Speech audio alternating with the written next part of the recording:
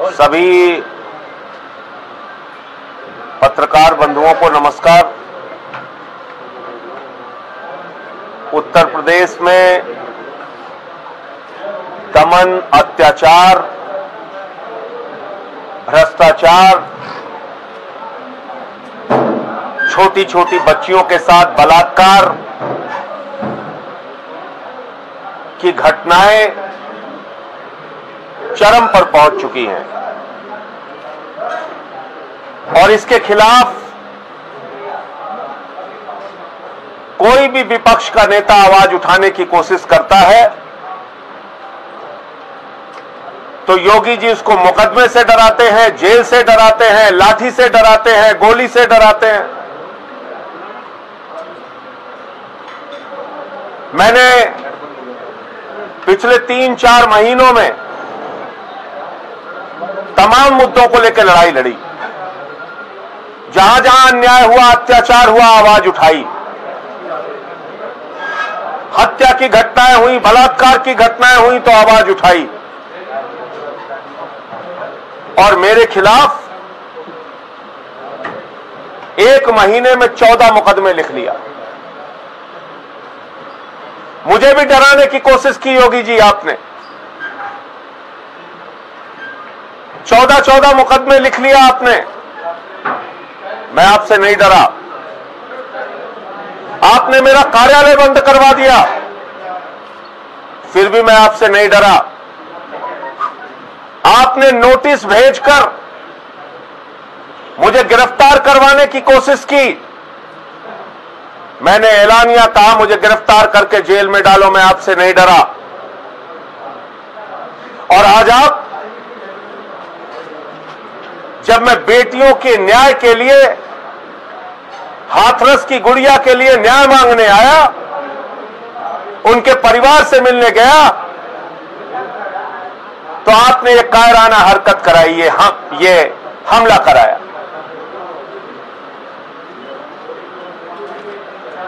योगी जी, आप अपने आप को ठाकुर कहते हैं। मैंने आपको देखा है, 2 मुकदमे आपके ऊपर लगे थे। बिलक बिलक के आप पार्लियामेंट के अंदर रो रहे थे, बिलक बिलक के रो रहे थे, और आप पीछे से वार करते हैं। ये ठाकुरों का काम नहीं है। ये जो काम आपने किया है, ये आपने कायराना काम किया है, कायर होने का परिचय दिया है। अपनी काली करतूतों को इन काली स्याही के पीछे छुपाने का काम आपने किया है, लेकिन आपकी काली करतूतें जनता के सामने उजागर हो चुकी हैं। यह सच सामने आ चुका है कि आप दरिंदों के साथ खड़े हैं।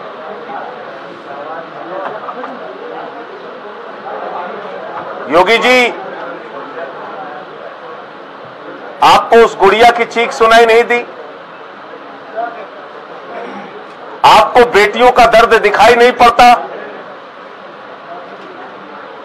मैं भी एक बेटी का बाप हूं, एक पिता हूं। मुझे बेटी का दर्द समझ में आता है। आपको कैसे समझ में आएगा बेटी का दर्द? आपके परिवार होता तो आप उस दर्द को शायद समझ पाते।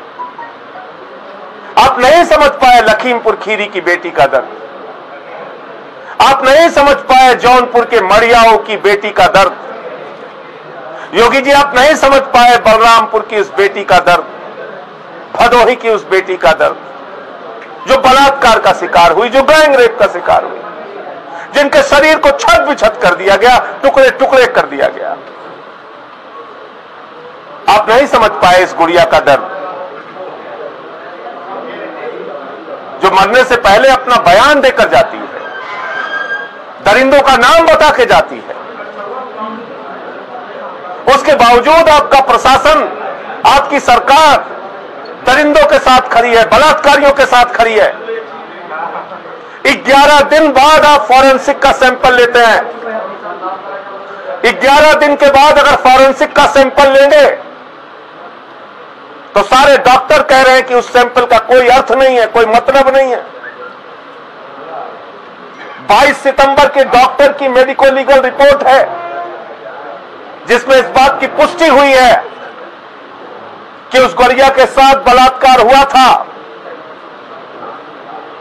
उसको आप नहीं मानते। डाइंग डिक्लेरेशन तो सुप्रीम कोर्ट भी मानता है, उस बच्ची का बयान आप नहीं मानते। दुश्मन देश के भी 100 वापस किए जाते हैं, यह हमारी सेना का गौरवमयी इतिहास है।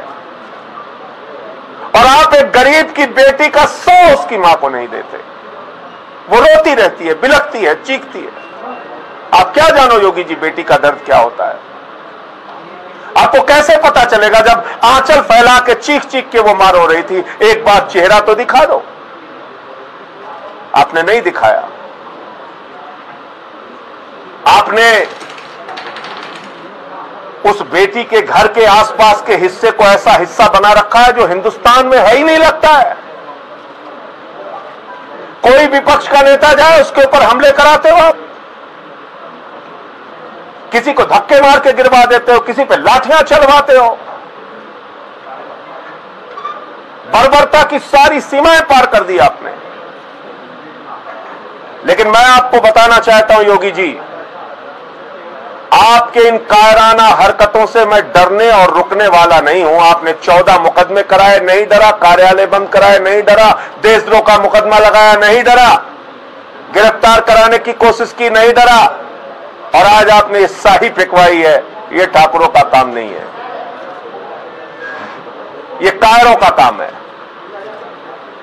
अपने आप को आप ठाकुर कहते हैं, ये कायरों का काम है।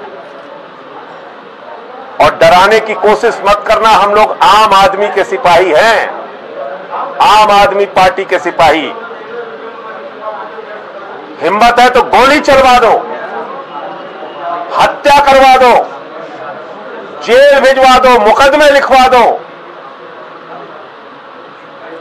लेकिन इस गुड़िया के लिए न्याय की लड़ाई अंतिम दम तक लड़ता रहूंगा। और ऐसी तमाम उन बेटियों की लड़ाई लड़ता रहूंगा, नौजवानों की लड़ाई, किसानों की लड़ाई लड़ता रहूंगा। आपको एक दो तस्वीर मैं दिखा देता हूं। ये जो आरोपी है, इस आरोपी के बारे में ज्यादा पड़ताल करने की आपको जरूरत नहीं है। जिसने हमला किया उसकी तस्वीर उत्तर प्रदेश के ADG law and order Prashant Kumar के साथ मौजूद है। उत्तर प्रदेश का ADG law and order Prashant Kumar, उसके साथ ये दीपक शर्मा नाम का लड़का जिसने आज हमला किया। अब कुछ कहना बाकी है क्या? हमें पुलिस की सुरक्षा में ले जाया गया, हमारे साथ 50 गाड़ियां थी, सबको रोक दिया गया। कहा गया नियमों का पालन कीजिए। हमने कहा ठीक है, हम नियमों का पालन करते हैं। हमें पुलिस की सुरक्षा में ले जाया गया। ये तो विश्वासघात है। ये तो खाकी वर्दी के लोग हत्या भी करवा सकते हैं उत्तर प्रदेश में। योगी जी का इशारा होना चाहिए। ये है लॉ एंड ऑर्डर के एडीजी, उनके साथ ये फोटो देखिए। अब कुछ कहना बाकी है, अब कुछ कहना बाकी है। और मैं दिखाता हूं आपको इसकी तस्वीरें। देखिए, आपको समझ में आ जाएगा। गिरिराज सिंह के साथ इसकी तस्वीरें। ये एक भाजपा नेता के साथ इसकी तस्वीरें।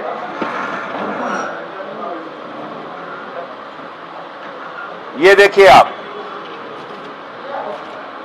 लेकिन कायर भाजपाइयों, मैं तुम्हें कहना चाहता हूं, ये हथकंडे बंद कर दो।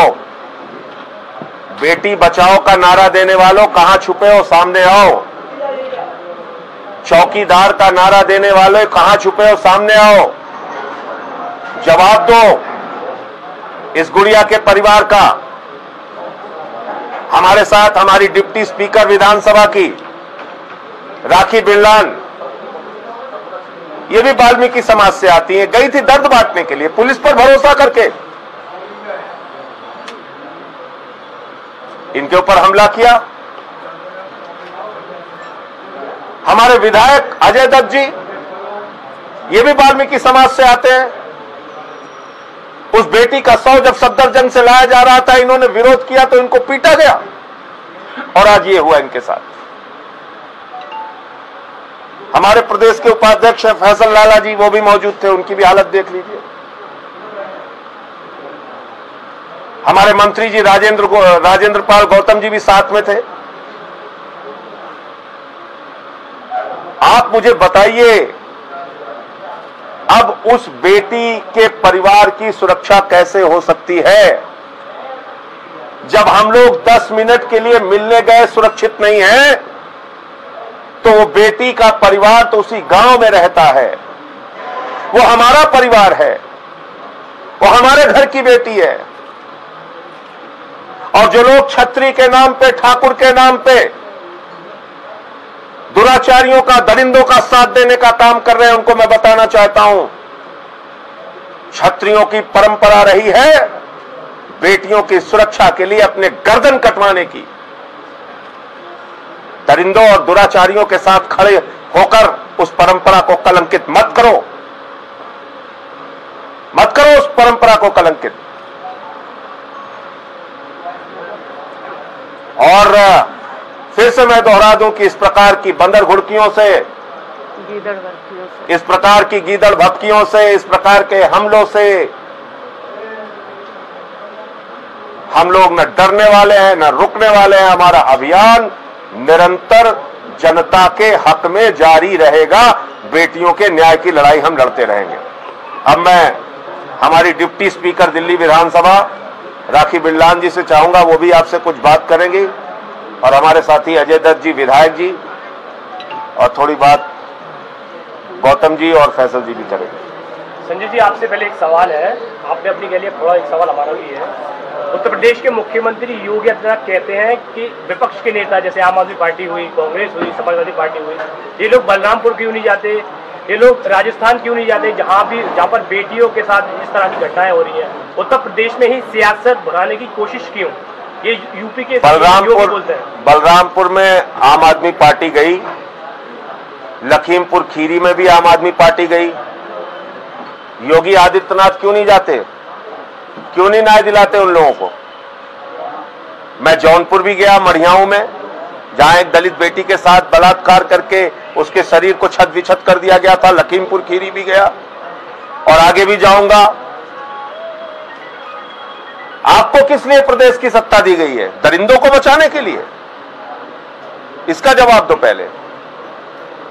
साहब, विपक्षियों पे जैसे आप बता रहे हैं, अभी बात एक बार पूरी जाने से रोका जा रहा है, अब आगे फिर आपकी क्या रणनीति रहेगी? देखिए, इसमें दो तीन, पहली बात तो उस परिवार को तुरंत वायु श्रेणी की सुरक्षा मिलनी चाहिए।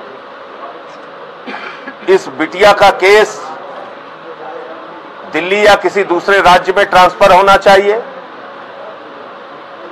और जो सीबीआई की इंक्वायरी है वो सुप्रीम कोर्ट के जज के अंडर में मॉनिटरिंग के साथ होनी चाहिए, अन्यथा इसमें न्याय मिलना संभव नहीं है। संजय जी, राजवीर सिंह जेल गए थे अलीगढ़ आरोपियों से मिलने के लिए, भाजपा के सांसद हैं। आप इसकी ही बात कर रहे हैं? जो सरकार चिन्मयानंद के साथ खड़ी होती है, जो सरकार कुलदीप सिंह सेंगर के साथ खड़ी होती है, जो सरकार का विधायक सुरेंद्र सिंह कहता है कि उस लड़की को संस्कार सिखाना चाहिए था, और अब भाजपा का सांसद बलात्कारियों से मिलने के लिए जेल में जाता है, तो आप अंदाजा लगा सकते हैं कि न्याय कैसे मिलेगा। पूरे देश की मीडिया तो लग गई, सारे पार्टियों के नेता तो आ गए, सबने तो डिमांड उठाई, जनता भी सड़कों पर आई, बावजूद इसके योगी की अहंकारी सत्ता लोगों के दर्द और उसकी आवाज को सुनने के लिए तैयार नहीं है। इसीलिए तो मैं कह रहा हूं, सुप्रीम कोर्ट के जज की मॉनिटरिंग में इंक्वायरी हो। योगी से प्रदेश की सत्ता संभल नहीं रही है, इनको इस्तीफा दे देना चाहिए, इनको अपने पद पर रहने का अधिकार नहीं है। राहुल गांधी के साथ धक्का मुक्की हुई, प्रियंका गांधी को भी हत्या की गई, सबके साथ हुआ। मैं कह तो रहा हूं आपसे, आपके ऊपर शाही फेंकी गई। क्या लग रहा है कि विपक्ष को दबाने की पूरी तरीके जो पूरी कोशिश है, पूरी कोशिश है, हर प्रकार का हथकंडा अपनाया जा रहा है, हर तरीके से दबाया जा रहा है। न्याय पूरा हो जाने दो, न्याय एक नहीं मिलने मिनट, की स्थिति पूरे में आपकी क्या रणनीति रहेगी? आगे स्टैंड क्या रहेगा ये बताओ। न्याय नहीं मिलने हम लोग आज बोलकर आए हैं, हर तरह का लीगल सपोर्ट परिवार को आम आदमी पार्टी देगी। राजेंद्र पाल गौतम जी भी हमारे अधिवक्ता हैं और हमारे चीमा जी भी, दोनों ने आश्वस्त किया है। हर तरह से हम लोग उनका सपोर्ट करेंगे। सुरक्षा के लिए हम लोग मांग कर रहे हैं। परिवार के उनको न्याय दिलाने के लिए भरसक हमारी जितनी शक्ति क्षमता है हम उनके साथ खड़े हैं। राखी जी।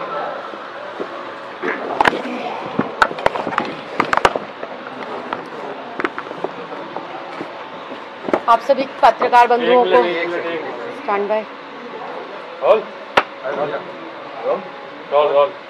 जी अपना परिचय देते हुए। आप सभी पत्रकार बंधुओं को नमस्कार। और आज जिस प्रकार का दृश्य देखा गया हाथरस के पीड़िता के घर में, जब माता पिता का दुख हम लोग बांटने गए, उनसे बात करी, परिवार जितना डरा सहमत था और आप बीती जिस तरह से बता रहा था उसको हमने महज 10 मिनट के अंदर महसूस किया।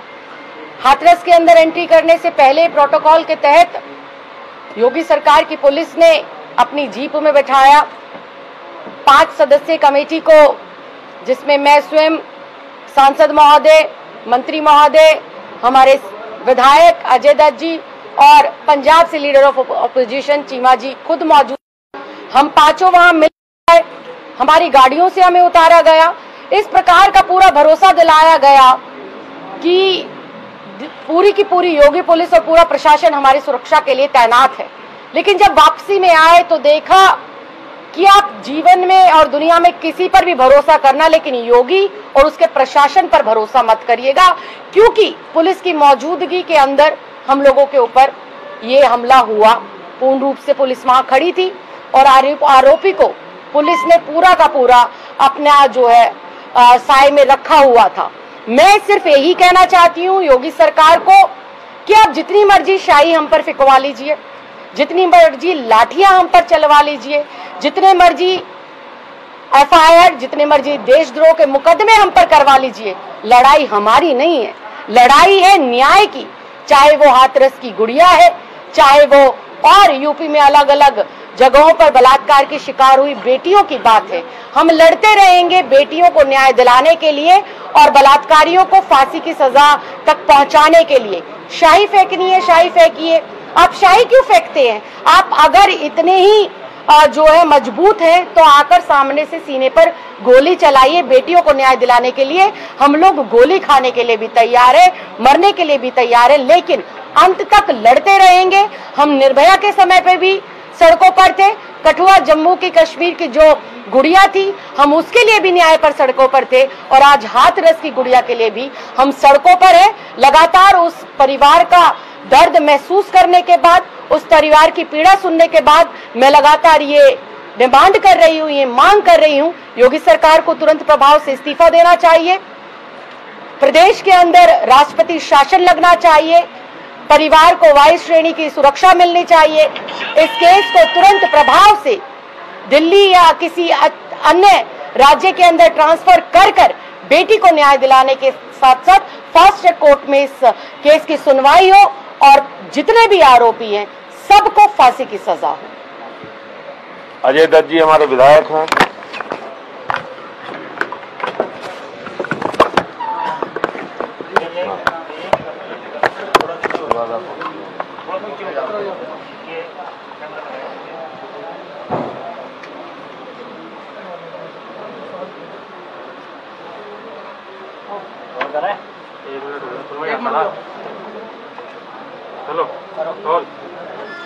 आज जब हम बहन मनीषा के परिवार वालों से मिलने जा रहे थे तो हमारे बड़े भाई सांसद संजय सिंह जी और हमारे सारे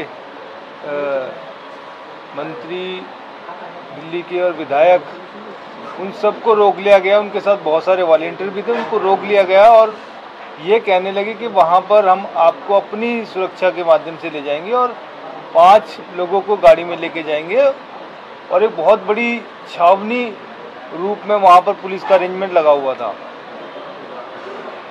जब वो हमें लेके गए और हम परिवार से मिलके वापस आ रहे थे, तो उस समय पूरे संयोजित तरीके से एक व्यक्ति निकलता है और वो साई फेंक कर हमला करता है, जो साई संजय सिंह जी के चेहरे पे और कपड़ों पे पड़ी और राखी बहन की तो आंखों में भी पड़ी, और पुलिस वहाँ पर उसको प्रोटेक्शन दे रही थी बाकायदा, और उसको पकड़ लिया और हमारे ही वॉलंटियर्स पे, आम आदमी पार्टी के लोगों पे लाठीचार्ज भी इन्होंने किया। ऐसा ही दिल्ली में जब मनीषा बहन के शव देने की बात आई थी, तो मैं खुद वहाँ जाकर पुलिस वालों से कह रहा था कि आप शव को मनीषा बहन के परिवार वालों को दे दीजिए, उनका राइट है, उनका हक है। तो उस समय वहाँ SHO ने, ACP DCP ने मेरे साथ बदतमीजी की, मार पिटाई की, लात घूंसे चलाए। तो हम ये जानना चाहते हैं कि यूपी में, दिल्ली में ये क्या चल रहा है? क्या यूपी के अंदर कोई कानून व्यवस्था है? अगर चुने हुए लोगों को, सांसद जैसे लोगों को, जो मनीषा हमारी बहनें दलित समाज से आती है, उनके साथ खड़े हुए हैं, उनको सारी कानूनी सलाह देने के लिए, उनके साथ संतावना देने के लिए जा रहे हैं, और इस तरीके से हमले कराए जाते हैं, तो ये बहुत दुर्भाग्यपूर्ण है। और देश को ये बिल्कुल साफ पता चल गया है कि जहां भी बीजेपी की सरकार है, और खासकर यूपी में, यहाँ कोई कानून व्यवस्था नहीं है। किसी भी समय किसी को भी कुछ भी हो सकता है, किसी को गोली मार दी जा सकती है, किसी की हत्या हो सकती है, किसी के साथ बलात्कार हो सकता है। तो हम यही मांग करते हैं कि योगी, आप अपनी सीट पे बैठने लायक नहीं है, तुरंत प्रभाव से इस्तीफा दें और यूपी को योगी मुक्त, बीजेपी मुक्त करें। अब हमारे कैबिनेट मंत्री हैं राजेंद्र पाल गौतम जी, वो अपनी बात रखेंगे।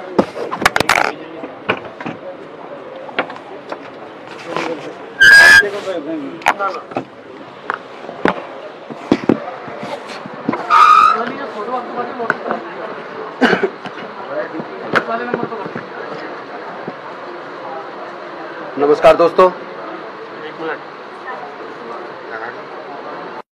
हाँ, नमस्कार दोस्तों। आप देखते होंगे कि भारतीय जनता पार्टी 1975 की इमरजेंसी को याद करके बार बार कोसती है, लेकिन आज जो भारतीय जनता पार्टी कर रही है उत्तर प्रदेश में या पूरे देश के अंदर, विपक्ष की आवाज़ को बंद कर रही है।